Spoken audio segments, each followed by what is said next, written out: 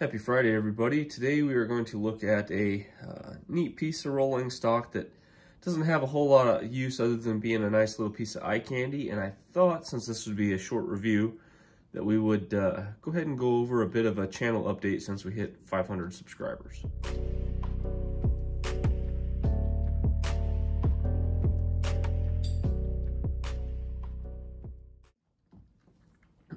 This week has been a little bit hectic for me, and a good indicator of the reason why I definitely need to get started on what I had planned to do for my 500 subscriber project.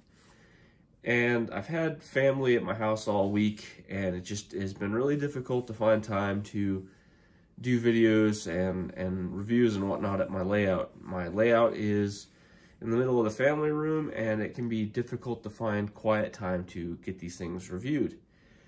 So for my 500 subscriber project, I have been planning to build a kind of a micro layout that can travel with me into other rooms that I can do my reviews on.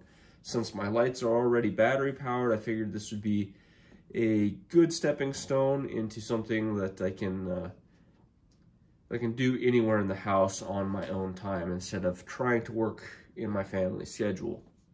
So what I'm planning to do is roughly a 1 foot by 2 foot long just flat board with a couple pieces of N-scale track laid out in kind of an interesting way, and I'm going to go ahead and do a bunch of scenery work on there, and we'll go through that all on video. And essentially what I want to do is just have a spot that I can set up my phone that I do my video work with, that is built into the layout as well, so I can set it up. It'll be nice and solid, and I have an extra DCC controller that I'll hook up to it so I can run lights and sound functions, and it's just going to make the whole review process a bunch easier for me. So starting next week, I'm going to try to get some videos done this weekend of some work getting done on that, and we're gonna probably do at least a month's worth of videos on putting that together and then implementing it into the review schedule.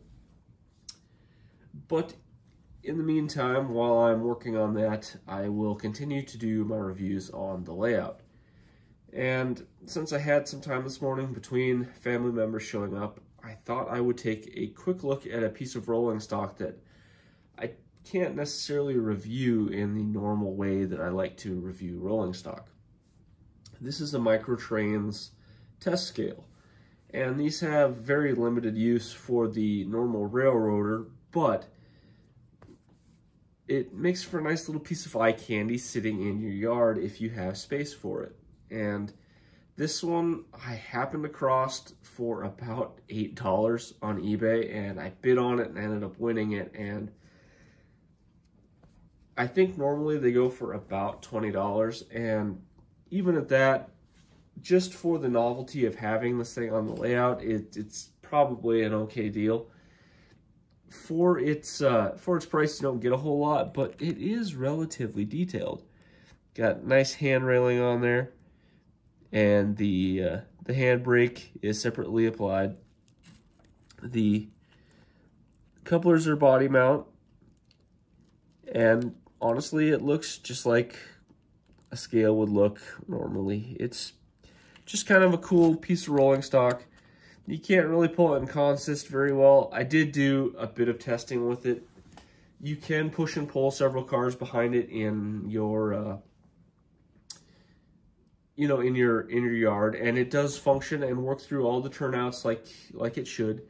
However, you put some weight behind it, it's very light and has a small wheelbase, and it will tend to derail if you got a bunch of cars behind it. But for its intended use, doing testing weights, it's actually a pretty neat little piece of rolling stock. And since it wasn't really reviewable and I needed a means to get out what I was going to do for my 500 subscriber project, I figured this would be kind of a neat thing to look at since I can't review it in the normal way.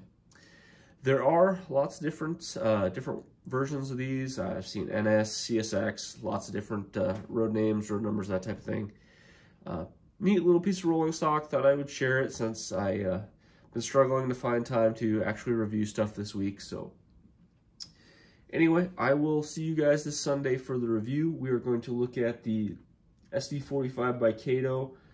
I wanted to go ahead and look at some older pieces of locomotives that aren't necessarily DCC ready, go over some of the pros and cons of looking at those.